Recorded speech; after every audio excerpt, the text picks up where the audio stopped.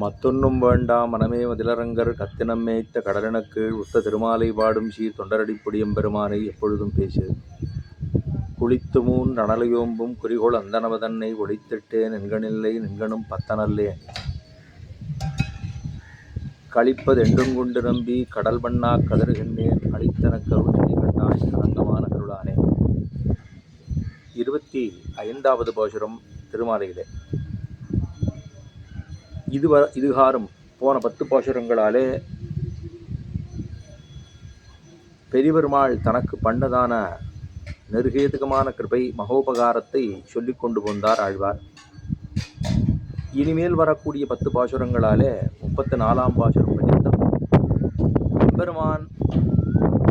எம்பெருமானிடத்திலே தனக்கு உரியதாக இருக்கக்கூடிய ஆதிச்சன்யம், தனக்கு இருக்கக்கூடிய கொத்தகளை எல்லாம் சொல்லிக் கொள்ளுகிறார், குற்றங்களாக தெரிவித்துக் கொள்ளுகிறார் ஆழ்வார். அதாவது நமக்கு இருக்கக்கூடியதான தோஷங்களை தோஷ பூயஸ்தம் என்று சொல்லுவோம், அத்தை ஆகிச்சன்யம் என்று சொல்லுவோம். நமக்கு இருக்கக்கூடியதான குற்றங்களை தோஷங்களை எம்பெருமானிடத்திலே சொல்லிக் கொள்ள வேண்டும். அது ஒவ்வொருவரும் செய்ய வேண்டும். அத்த ஆழ்வார் கீழே 10 பாசுரங்களாலே சொல்லிக் கொள்ளப் போகிறார். அப்ப பெரியபெருமாளிடத்திலே தொண்டரடிப்பொடி ஆழ்வார் தெரிவிக்கிறார், பரமதத்தில் போய் தேவரீரை அனுபவிப்பதற்கு நம்மிடத்திலே எதுவுமில்லையே, என்ன செய்ய என்று கேட்க ஆழ்வாரை பார்த்து பெரியபெருமாள் சொல்லுகிறார், இல்லை, தேவரீர் நம்மை வந்து சேரலாம், நிறைய அனுஷ்டாங்கள் எல்லாம் உண்டாமே. ஒரு வர்ணாசிரம தர்மத்துக்கு உட்பட்டு ஒரு பிராமணனோ வைஷ்யனோ க்ஷத்திரியனோ அவனவனுடைய தர்மத்தை அனுஷ்டித்து அவனுடைய கர்மத்தை அனுஷ்டித்து நம்ம வந்து சேரலாமே என்று பெரியபெருமாள் அவரிடத்திலே தெரிவிக்க, நம்மிடத்திலே எதுவுமே இல்லையே என்று மேலும் வருத்தப்படுகிறார் ஆழ்வார். அப்படி சொன்னதான ஆகிஞ்சன்னத்தை தெரிவித்து கொண்டதான பாசுரம்தான் இன்றைய பாசுரம், 25வது பாசுரம். குளித்து 3 அனலையோம்பும் குறிகோள் அந்தனவதன்னை. குளித்து 3 என பிராமணன் என்பவன் 3 காலம் அவன் தீர்த்தமாட வேண்டும், ஸ்நானம் செய்ய வேண்டும். முதல்ல அதிலேயே கோளாறு என்பது ஆரம்பிக்கும். 3 வேளை ஸ்நானம் பண்ண வேண்டும். அதில் 3 விதமான ஸ்நானம் உண்டு. பிராயச்சித்தங்கள் பண்ணக்கூடிய விதத்துக்கு ஒரு விதமான ஸ்நானம் உண்டு. நைமித்திகமாக பண்ணக்கூடிய காரியத்துக்கு ஒரு ஸ்நானம் உண்டு. அதுக்கப்புறம் அதாவது கிரகணங்கள், கிரகண காலத்தில் ஏற்படக்கூடியது. அப்புறம் நித்தியமாக பண்ணக்கூடிய ஸ்நானம் உண்டு. ஆக 3 விதமான ஸ்நானத்தை பண்ண வேணும். அது நிச்சலுமே 3 விதம், 3 முறையாக ஸ்நானத்தை பண்ணித்தான் பெருமாளுக்கு பண்ணணும். இப்போ சந்தியாவந்தனம் பண்ணோம்னா குறைஞ்சபட்ச தீர்த்தமாடி இருக்கணுமோ இல்லையோ, ஸ்நாத்பா உஞ்சீதன்னு சாஸ்திரம் தெரிவிக்கிறது. இப்போ சாப்பிடுன்னு சொல்கிற போதே என்ன அர்த்தம்னா, தீர்த்தமாழுட்டு அதுக்கப்புறம் பெருமாளுக்கு பண்ணுட்டுங்கிறது அது சேர்ந்தே அதில் விடை வந்து சேரும். அப்படின்னா குளித்து 3 அனலை ஓம்பும் என்று தெரிவிக்கிறார். 3 விதமான அனல் அப்படின்னா அக்னி, கார்கபத்தியம் என்னும், ஆகவனீயம் என்னும், தட்சிணாக்னி என்னும் 3 விதமான அக்னி. அதைத்தான் 3 விதமான அக்னி, அதுதான் அனலை ஓம்பும். ஏன்னா பிராமணன் என்பவருக்கு எப்பொழுதுமே தீர்த்தமாகிட்டே இருக்கணும், ஜலத்தினுடைய சம்பந்தம் இருந்துகிட்டே இருக்கும், அக்னியினுடைய சம்பந்தம் இருந்துகிட்டே இருக்கும். இப்போ இது எல்லாமே சேர்ந்து இருக்கக்கூடியது. அதோட கூட அவனுக்கு அவன் உண்டான விஷயங்கள் எல்லாம் தர்பையாகட்டும், சமித்தாகட்டும், இதெல்லாம் கூடவே இருக்கணுமோ இல்லையோ, யஜ்யோபிதமாகட்டும், இதெல்லாம் கூடவே இருக்கணும். இதற்காக சொல்ல வந்தோம். அப்படி 3 அனலை ஓம்பும், குளித்து 3 அனலை ஓம்பும். தீர்த்தமாடுவது ஸ்நானம் என்று சொல்லியாச்சு. அது குறைஞ்சபட்சம் அது ஸ்நானம் பண்ணியே ஆக வேணும் இந்த காரியங்களை பண்ணுகிற பொழுது. அதுக்கு மேலே பார்த்தோம்னா 3 அனலை ஓம்பும். இந்த பிராமணனுக்குன்னு உண்டானதான அக்னி காரியங்களை பண்ணிக்கொண்டு என்று சொல்லுகிறோம். இந்த அக்னி காரியங்களை பண்ணிட்டே இருக்கணும். அனலை ஓம்பும் குறிகோள் அந்தனவதன்னை. குறிகோள் எனக்கு இதெல்லாம் பண்ணுவதற்கு உண்டானதான, ஏன்னா ஒவ்வொன்றுக்கும் ஒரு பாதகம் உண்டு. மந்திரத்தை சொல்கிற போது உச்சரணம் சரியாக இல்லை என்று சொன்னால் அது மந்திரலோபம் என்று ஏற்படும். ஒரு மந்திரத்தை உச்சாரணம் பண்ணணும், வேதத்தை சொல்லணும் அப்படின்னா அதில் தப்பான உச்சரிப்பு சொல்லிட்டோம்னா மந்திரலோபம் என்று ஏற்படும்.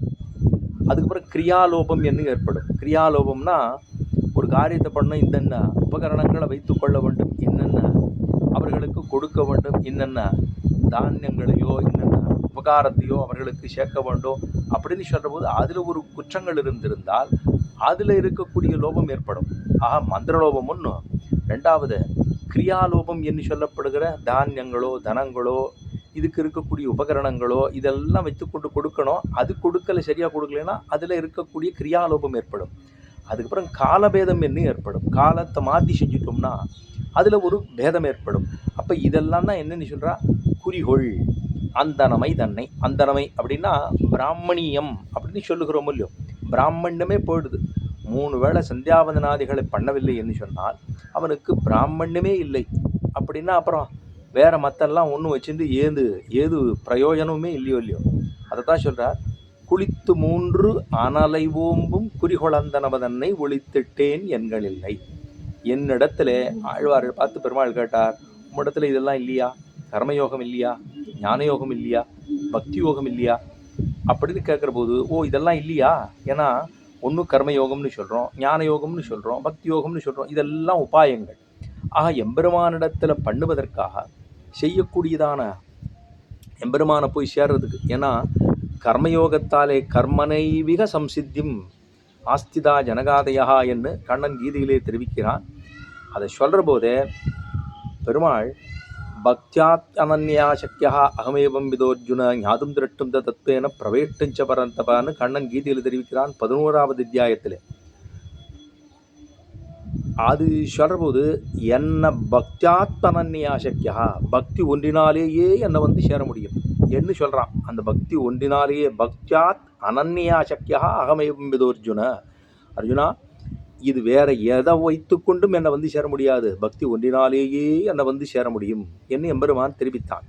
இப்போது இவர் சொல்லதை பார்த்தா ஒவ்வொரு இடத்துல ஒவ்வொருத்தர் எம்பெருமானை போய் சேர்ந்திருக்கிறார்களே. எப்படி பக்தியினாலே சேர்ந்தது அப்படின்னு சொன்னால், பக்தி யோகத்தாலே எம்பெருமானை அடைந்ததுன்னு சொன்னால் பிரகலாத ஆழ்வான் தானும் எம்பெருமானை போய் சேர்ந்தான்.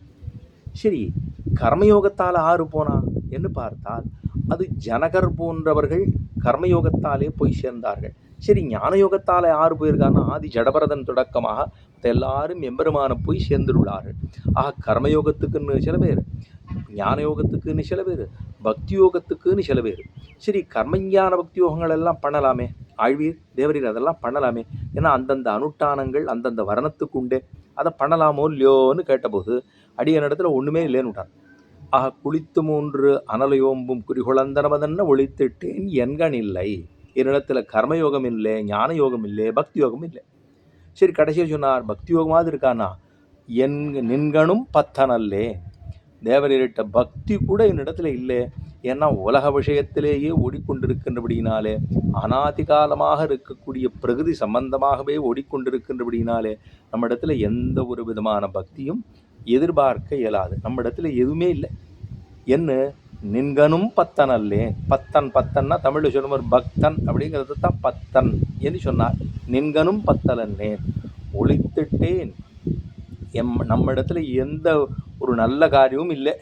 ஆகையினாலே நின்கனும் பத்தனல்லேன் கழிப்பது என்கொண்டு நம்பி, எதை வச்சுன்னு நான் உன்னை சேர்றது, ஆள வந்தாருன்னு தெரிவித்தாரோ இல்லையோ, இதே கர்மயோகம் இல்லை, ஞானயோகம் இல்லை, பக்தி யோகம் இல்லைன்னு சொல்கிற இடத்துல இதையே பார்த்தோம்னா நேர நம்மாழ்வாருடைய பாசுரம், நோத்த நோன்பிலேன் நுண்ணறிவிலேன் இனி ஒன்றும் ஆற்ற கிற்கின்றிலேன் அரவினனை அம்மானே சேத்துத்தாமரை சென்னலூடு சிறிவரமங்கல நகர் வீத்திருந்த எந்தாய் உமக்கு மிகையல்லேன் அங்கே என்று அங்கே ஆழ்வார் நோத்த நோன்பு இல்லேன், கர்மயோகம் இல்லை, நுண் அறிவிலேன், ஞான யோகம் இல்லை, இனி ஒன்றும் ஆத்த கேட்கின்றேன் அங்கே தெரிவித்தார் ஆழ்வார். அதாவது 5ஆம் பத்து சரணாகதி பண்ணுகிற பதிகத்திலே வனமாமல தெய்வநாயக பெருமானிடத்திலே சரணாகதி அனுஷ்டிக்கிற பொழுது நம்ம இடத்துல கர்மயோகம் இல்லை, ஞான யோகம் இல்லை, பக்தி யோகம் இல்லைன்னு தன்னுடைய ஆகிஞ்சன்யம், அதாவது நமக்கு கை முதல் இல்லாமை, என்னிடத்துல பகவானே நான் உன்னிடத்துல எல்லாத்தையும் கேட்குறேன், ஆனால் நான் பண்ண காரியம் ஏதானும் உண்டா, என்ன எதுவும் இல்லை, அறிவொன்னும் இல்லாத ஆய்க்குலத்துன்னு சொன்னாலோ இல்லையா ஆண்டாள், கரவகள் பிஞ்சென்று காணம் சேர்ந்துன்போ அறிவொன்றுமில்லாத ஆய்க்குலம். ஒன்றுமில்லை, ஒன்றுமில்லைன்னா ஒன்றுமே இல்லைன்னு அர்த்தம். ஒன்றுமில்லை அறிவொன்றுமில்லாத ஆய்க்குலம். ஆனால் எங்களிடத்துல ஒன்றுமில்லையே தவிர உன்னை பெற்றதான நாம் இருக்கிறோமே, எங்களோட குலத்தில் வந்து நீ பிறந்திருக்க பற்றியா, உனக்கு இருக்கக்கூடிய தன்மை, அதனால நீ அதை கொடுத்து தானே ஆகணும் என்று அங்கே தெரிவித்தாள். இங்கே ஆழ்வார் அதே போலத்தான் தெரிவிக்கிறார். நம்மிடத்துல கர்மயோகம் இல்லை, ஞான யோகம் இல்லை, பக்தி யோகம் இல்லை. ஆனால் தேவரீர் யார் தெரியுமா? குணபூர்த்தி அல்லவா? எப்படி சயனிச்சுருக்கீன்னா, ஒரு கடலானது மற்றொரு கடலிடத்திலே போட்டியிட்டு சயனித்து கொண்டது போலன்னோ எம்பெருமான் சயனித்து கொண்டுள்ளீர். ஆகா, தேவரீர் வந்து சயனம் இருக்கே, அந்த சயனம் நம்பின்னு சொல்லப்படுகிற பரிபூர்ணமாக இருக்கக்கூடிய எம்பெருமானே தேவரீர் சயனித்திருக்கிறீரோ இல்லையோ, அப்படித்தான் ஒளித்திட்டேன் எண்களில்லே எண்கணும் பத்தலன்னேன் கழிப்பது எண்கொண்டு நம்பி கடல் வண்ணா. கடல் வண்ணா, கடலைப் போல ரொம்ப ஆச்சரியமாக திருநீர் உடையவனாக இருக்கிறீர். கடல் வண்ணனே, கடல் வண்ணனா, அப்படியே நீலமேக சாமலனாக இருக்கக்கூடிய எம்பெருமானே, கடல் வண்ணா கதறுகின்றேன். ஒரு இடத்துல வந்து நான் பிரார்த்திக்கிறேன். கடல் வண்ணா கதறுகின்றேன், அழிப்பது எண்கொண்டு நம்பி கடல் வண்ணா கதறுகின்றேன். அழித்தெனக்கு அருள் செய்கண்டாய். எனக்கு நீ கிருபை பண்ணாம தேவரீருடைய நெருகேதுகமான கிருபையை பெற வேண்டும் என்னோ பிரார்த்திக்கிறேன். தேவரீர் மட்டும் பண்ணிவிடுதுன்னா என்னிடத்துல இல்லாதது இருக்கட்டும், ஆனால் தேவரீரிடத்துல தேவரீர் பரமக்கிருபையே உருவானதா ஆளவந்தாருன்னு தெரிவித்தார். அவர் சொல்லும்போது ந தன்மனிட்டோத்மி நஜாத்வேதீன பக்திமாந்த சரணாரவிந்தே அகிஞ்சனோன்ய அனன்யகதி சரண்ய தத்பாத மூலம் சரணம் பிரபத்தியேன்னு ஆளவந்தார் தெரிவித்தாரோ இல்லையோ சோத்திர ரத்னத்திலே. அதாவது கர்மயோகம் இல்லை, ஞான யோகம் இல்லை, பக்தி யோகம் இல்லை, எதுவும் இல்லை. ஆனால் ந தர்மனிஷ்டோஸ்மி ந ச ஆத்மவேதி ந பக்திமாந்த சரணாரவிந்தே அகிஞ்சனோன்ய அனன்யகதி சரண்ய தத்பாத மூலம் சரணம் பிரபத்தியேன்னு அங்கே ஆளவந்தார் தெரிவித்தார். அதே போல இங்கே ஆழ்வார் தெரிவிக்கிறார். நம்மிடத்திலே ஒன்றுமில்லை, குளித்து 3 அனலையோம்பும் குறிகோள் அந்தனபதன்னை ஒளித்திட்டேன் என்கடில்லை என்கடும் பத்தனல்லே கழிப்பது என்கொண்டு நம்பி கடல் வண்டா கதறுகின்றேன் அழித்தனக்கு அருள் செய்கண்டாய். அரங்கமா நகருளானி, தேவரீர் நெருகேதுமான கிருபையை நமக்கு பொழியலாமே. நம்மிடத்துல இல்லை இல்லைன்னு என்னுடைய தோஷங்களை தோஷபூயஸ்வத்தை சொல்லிக் கொண்டோமே தவிர தேவரிடத்துல எல்லாம் இருக்கோ இல்லையோ. தேவரீர் நிருகேதுகமான கிருபையை நம்ம மேல் பொழிந்தால் ஆகாதோ, அது அவசியமாக தேவள் கொடுக்குமே. அதனால நிருகேதுகமான கிருபை ஒன்னையே எதிர்பார்த்து கொண்டிருக்கிறோம். நாம செய்யக்கூடிய காரியம் எதுமல்ல. தேவரீர் கொடுத்தால் அத்தை பெற்றுக்கொண்டு அத்தையும் தேவரீரே கொடுத்துட வேண்டும். நம்ம இடத்துல கொடுக்குறது ஒன்றுமில்லை, தேவாளை எல்லாத்தையும் கொடுத்துட வேண்டியது, தேவாளை அழைச்சிட வேண்டியது. என்ன அழித்து எனக்கு அருள் செய்கின்றாய். என்னிடத்துல நீயே கொடுக்கணும், கொடுத்துட்டு நீ தான் ஒன்றை பத்தாகிறியாமே, ஒரு காரியம் பண்ணால் 10 சொல்கிறியா. அப்படி இருக்கிற போது தேவரீர் நமக்கு கொடுத்துட்டு தேவரீர் நம்மளை சேர்த்துக்கொள்ள வேண்டியது என்ன? அழித்தனக்கு அருள் செய்கண்டாய். அரங்கமான அருளானே, அரங்கத்திலே சயனித்து கொண்டிருக்கக்கூடிய எம்பெருமானே, நீதான் நம்ம ரட்சிக்க வேணும் என்ன நமக்கு இருக்கக்கூடிய தோஷத்தை ஆழ்வார் பாசுரத்தாலே சொல்லத் தொடங்குகிறார். தொடரடிப்புடி ஆழ்வார் திருவடிகளே சரணம்.